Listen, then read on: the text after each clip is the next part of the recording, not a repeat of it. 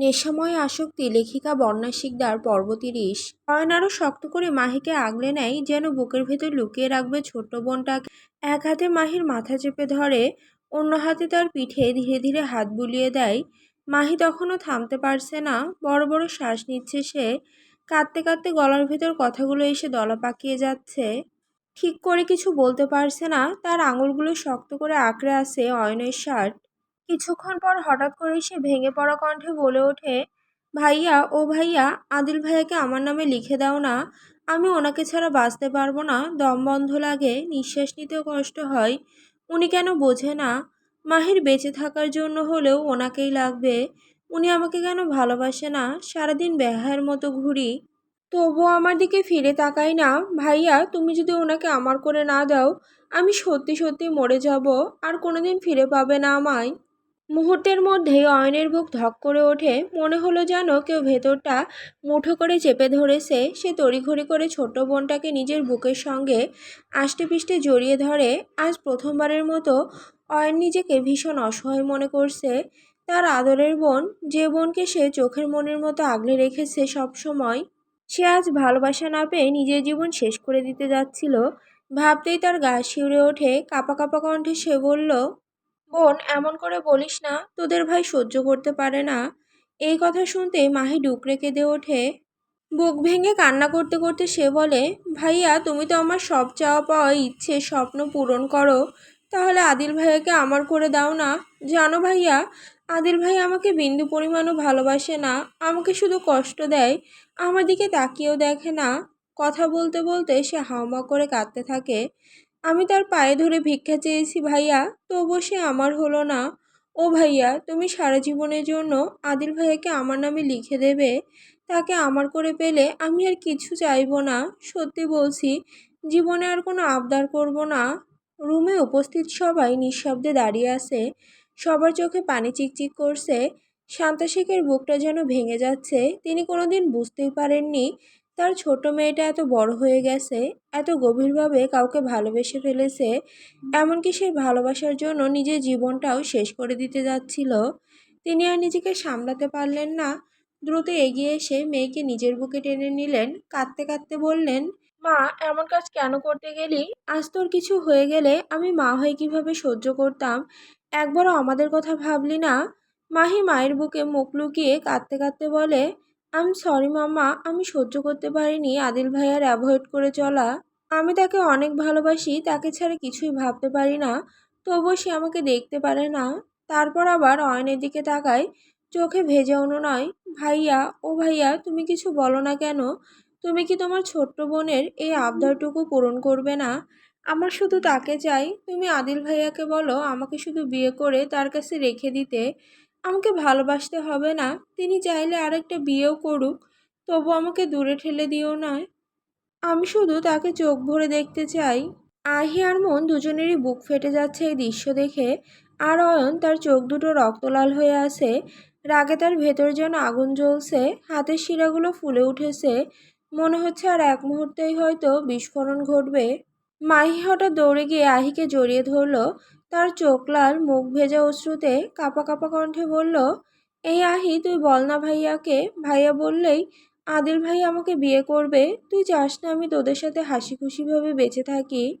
আহি কিছু বলার আগেই হঠাৎ করে অয়ন রাগে ফুঁসতে ফুঁসতে দরজা ঠেলে রুম থেকে বেরিয়ে গেল। উপস্থিত সবাই হতভম্ব হয়ে তার চলে যাওয়ার দিকে তাকিয়ে রইল। মাহির বুক কেঁপে উঠল। অয়নের এমন আচরণে তার ভয় আরও বেড়ে গেল। সে আরও জোরে কেঁদে উঠল, আহি, ভাইয়া কি সত্যিই চাই না আমার আর আদিল ভাইয়ের বিয়ে হোক? আহি দ্রুত তাকে জড়িয়ে ধরে শান্ত করার চেষ্টা করলো। মাহু, প্লিজ শান্ত হ। এভাবে কাঁদলে কোনো সমস্যার সমাধান হয় না। আমরা কথা বলবো ভাইয়ার সাথে। মাহি অসহায় কণ্ঠে প্রতিধ্বনিত করে, শুধু কথা বলবি? তার মানে কেউ চায় না আমি ভালো থাকি? আমি মরে গেলেই তোমরা সবাই খুশি হবে, তাই না? ঠিক আছে, তাহলে আমি তাই করব। এই বলেই সে দ্রুত দরজার দিকে ছুটে যায়। কিন্তু দরজার কাছে যেতেই হঠাৎ কারো শক্ত বুকের সাথে ধাক্কা খায়। মাহি থমকে যায়। ধীরে ধীরে মাথা তুলে তাকাতেই তার চোখ বড় হয়ে যায়। সামনে দাঁড়িয়ে আছে আদিল, আর তার ঠিক পেছনে দাঁড়িয়ে আছে অয়ন। অয়নের চোখে ভয়ঙ্কর রাগের ঝিলিক আদিলের ঠোঁটের কোণে জমাট বাঁধা রক্ত তাকে দেখে মাহি আঁতকে ওঠে। সে তড়িঘড়ি করে অয়নের সামনে গিয়ে দাঁড়ায়, কাঁপা কাঁপা গলায় বলে ওঠে, ভাইয়া, তুমি আমার আদিল ভাইয়াকে কেন মেরেছো? আমি তো তোমাকে বলেছি ওনাকে আমার নামে লিখে দিতে, ওনাকে কষ্ট দিতে বলিনি। তারপর সে ধীরে ধীরে আদিলের দিকে তাকায়, চোখে দুটো অদ্ভুতভাবে লাল হয়ে আছে। সে ভাঙা গলায় বলে উঠল, আদিল ভাইয়া, আমি সত্যি ভাইয়াকে বলিনি আপনাকে আঘাত করতে। আমি শুধু আপনাকে চেয়েছি। আপনার অনেক কষ্ট হচ্ছে, তাই না? হঠাৎ আদিল এগিয়ে এসে মাহিকে শক্ত করে নিজের বুকের সঙ্গে জড়িয়ে ধরে। আদিলের আচমকা এমন আচরণে মাহি এক মুহূর্তের জন্য স্থির হয়ে যায়। আদিলের বুকটা কাঁপছে, তার নিঃশ্বাস ভারী হয়ে আসছে, গলা কাঁপছে স্পষ্টভাবে। কম্পিত কণ্ঠে সে বলে ওঠে, কুইন, এমনটা কেন করতে গিয়েছিলি? তোর কি কোনোদিন সেন্স হবে না? একজন মানুষকে পাবি না বলে কেউ সুইসাইডের মতো ভয়ঙ্কর কাজ করে? তার গলার ভেতর জমে থাকা ভয় আর অস্থিরতা স্পষ্ট। কথাটা শেষ করতেই মহিবুল শেখ বিদ্যুৎ গতিতে এগিয়ে এসে দুজনকে আলাদা করে দেয়। মুহূর্তের মধ্যে তার হাত উঠে গিয়ে পরে আদিলের গালে। সে পরপর কয়েকটা থাপ্পড় বসিয়ে দেয় নিজের ছেলের গালে। মুহূর্তেই সবাই স্তব্ধ হয়ে যায়। আদিল অবাক হয়ে দাঁড়িয়ে থাকে। সে প্রতিরোধ করে না, শুধু অসহায় চোখে তাকিয়ে থাকে। মহিবুল শেখ রাগে কাঁপছেন, তার বুক ওঠানামা করছে দ্রুত। গর্জে উঠে তিনি বলেন, বেয়াদব ছেলে, তোমার সাহস হয় কি করে আমাদের মেয়েকে এভাবে কষ্ট দাও? অনেক বড় হয়ে গেছো, তাই না? ফাজিল ছেলে, তোমার কোনো ধারণা আছে আজ মাহিমা কি করতে যাচ্ছিল? শুধু তোমার জন্য আমরা আমাদের কলিজার টুকরোটাকে হারাতে বসেছিলাম। তিনি আবার হাত তুলতে যান, ঠিক তখনই মাহি দৌড়ে এসে তার সামনে দাঁড়িয়ে যায়। দুহাত ছড়িয়ে আদিলের সামনে ঢাল হয়ে দাঁড়ায় সে। ছোট বাবাই, আপনি আদিল ভাইয়াকে মারবেন না প্লিজ, ওনার কষ্ট হবে। তার কণ্ঠ কাঁপছে, চোখ ভিজে যাচ্ছে অশ্রুতে। সবাই তার কাণ্ডে হতবাক হয়ে তাকিয়ে থাকে, আর আদিল যেন বিশ্বাসই করতে পারছে না এসব। বিস্ময়ে তার চোখ স্থির হয়ে যায় মাহির দিকে। এই মেয়েটাকে সে এত কষ্ট দিয়েছে যে আজ তার কারণে এমন ভয়ঙ্কর সিদ্ধান্ত নিতে গিয়েছিল, আর সেই মেয়েটাই এখন তাকে বাঁচাতে সামনে দাঁড়িয়ে আছে। আদিলের বুকের ভেতর হঠাৎ অদ্ভুত একটা অনুভূতি জেগে ওঠে, অপরাধ বোধে। মেয়েটার এই আচরণে সে বারবার মুগ্ধ হয়ে যায়। এতটা আঘাত পাওয়ার পরেও এখনও সে তার কথাই ভাবছে। হঠাৎ করে নীরবতা ভেঙে ঝড়ের মতো এগিয়ে আসে অয়ন। এক ঝটকায় সে আদিলের হাত টেনে নিজের দিকে ঘুরিয়ে নেয়। তারপর মুহূর্তের মধ্যে তার শার্টের কলার শক্ত করে চেপে ধরে। অয়নের চোখ তখন রাগে লাল, চোয়াল শক্ত করে রাখা। গর্জে উঠে সে বলল, দেখেছিস তুই কি করেছিস? কাকে পেতে গিয়ে কাকে আঘাত করেছিস সেটা বুঝতে পারছিস? তার হাতের মুঠো আরো শক্ত হয়ে ওঠে। শুধু আমার বোনটার জন্য তুই আজ আমার সামনে দাঁড়িয়ে আছিস, নয়তো এতক্ষণে তোর লাশ আমি জিন্দা কবর দিয়ে দিতাম। বলতো, আমার বোনটার মধ্যে কি নেই? কিসের কমতি আছে ওর মধ্যে? কোন দিক দিয়ে সে কম যে তুই তাকে এইভাবে কষ্ট দিলি? তুই কি বুঝতে পারছিস আজ আমার বোন, আদরের বোনটা, কি করতে যাচ্ছিল? এমন একটা নিকৃষ্ট কাজ যার জন্য হয়তো আমি তাকে কোনোদিন আর ফিরে পেতাম না। অয়নের চোখে তখন তীব্র যন্ত্রণা।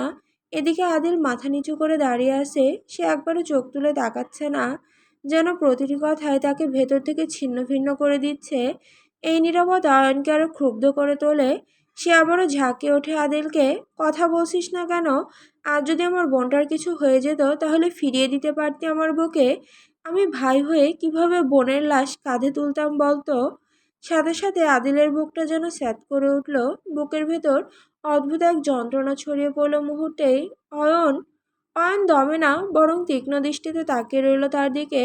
এখন চিৎকার করছিস কেন? তখন মনে ছিল না, যখন স্বার্থপরের মতো আমার বোনটাকে দূরে সরিয়ে দিয়েছিলি? কিভাবে এত খারাপ হলি তুই? আদিল নিশ্চুপ হয়ে দাঁড়িয়ে থাকে, মাথা নিচু, চোখে অপরাধবোধের ছাপ। ঠিক তখনই মাহি ধীরে ধীরে তার দিকে এগিয়ে আসে। তার চোখ লাল, মুখ ভেজা কান্নায় কাঁপা, কান্না মেশানো কণ্ঠে সে বলে, আদিল ভাইয়া, আপনি কি আমাকে বিয়ে করবেন? শুধু বিয়ে করলে হবে? আমি আপনার রুমের এক কোণায় সারা জীবন কাটিয়ে দেব। কখনো আপনার কাছে বইয়ের অধিকার চাইব না। তবু আপনার নামের পাশে আমার নামটা লিখে দিন না। আমি থাকতে পারবো না আপনাকে ছাড়া, অনেক ভালোবাসি আপনাকে। তার চোখ দিয়ে অবিরাম অশ্রু গড়িয়ে পড়ল গাল বেয়ে। কোনোভাবেই চোখের অশ্রু থামছে না। সে আবার ডুকরে কেঁদে ওঠে। কেন বোঝেন না? আপনি ছাড়া আমি শূন্য আদিল ভাইয়া। একটু আপন করে নিন না আমায়, আমার অশান্ত মনটা একটু শান্ত করে দিন। এই কথাগুলো যেন আদিলের বুকের ভেতর তীরের মতো বিঁধতে থাকে। এক মুহূর্ত আর দাঁড়িয়ে থাকতে পারে না সে। হঠাৎ ঘুরে দাঁড়িয়ে দ্রুত রুম থেকে বেরিয়ে যায়। আজ আর লুকিয়ে রাখা যাবে না, আজ তাকে সব সত্যি বলতেই হবে। দ্রুত পায়ে সে নিজের রুমে গিয়ে আলমারি খুলে কয়েকটা ফাইল বের করে নেয়। তারপর বড় বড় পা ফেলে আবার সেই রুমের সামনে এসে দাঁড়ায়। রুমে ঢুকে সে ফাইলটা ছুঁড়ে দেয় অয়নের দিকে এবং কাতর কণ্ঠে বলে, আমি খারাপ, হ্যাঁ আমি সত্যি সত্যিই খারাপ। সবাই শুধু আমাকেই দোষ দিচ্ছে, কিন্তু তোমাদের কেউ কি একবারও জানতে চেয়েছো যে মেয়েটাকে আমি ছোট থেকে আগলে রেখেছি তাকে হঠাৎ কেন দূরে সরিয়ে দিলাম? কেন তাকে রেখে অন্য একজনকে বিয়ে করার কথা বলেছিলাম? সবাই বিস্মিত হয়ে তাকিয়ে থাকে। আদিল ধীরে ধীরে মাহির সামনে এগিয়ে আসে, তার দুগাল আলতো করে নিজের হাতে তুলে নেয়। সে ভাঙা কণ্ঠে ফিসফিস করে, I am sorry queen, I am really really sorry. আমি কখনোই তোর কোমল হৃদয়ে আঘাত দিতে চাইনি। বিশ্বাস কর, তুই যতটুকু আমাকে ভালোবাসিস আমি তার থেকেও হাজার গুণ বেশি ভালোবাসি তোকে। মাহির চোখ আরও ভিজে যায়। তাকে আদিল ভালোবাসে ভেবেই বুকের ভেতরে অদ্ভুত শীতল অনুভব হয়। মনে হয় শত বছরের আগুন নিভে গিয়েছে। তবে আদিলের পরের কথাগুলো যেন সবাইকে স্তব্ধ করে দেয়। কিন্তু এই ভালোবাসা যে চিরস্থায়ী নয়। বলতো কুইন, আমি কিভাবে নিজের সুখের জন্য তোকে আঘাত দিই? আমি যে এই পৃথিবীতে ক্ষণস্থায়ী সময়ের জন্য এসেছি। তোকে ভালোবেসেও সারা জীবন বুকে জড়িয়ে রাখতে পারবো না। তোকে একা ফেলে আমাকে চিরতরে চলে যেতে হবে। মাহির শরীর কাঁপতে শুরু করে। কাঁপা কাঁপা কণ্ঠে সে জিজ্ঞেস করে, আপনি কি বলতে চাচ্ছেন আদিল ভাইয়া? আদিল চোখ বন্ধ করে এক মুহূর্ত দাঁড়িয়ে থাকে, তারপর ধীরে ভাঙা কণ্ঠে বলে, আমি ইসোফেজিয়াল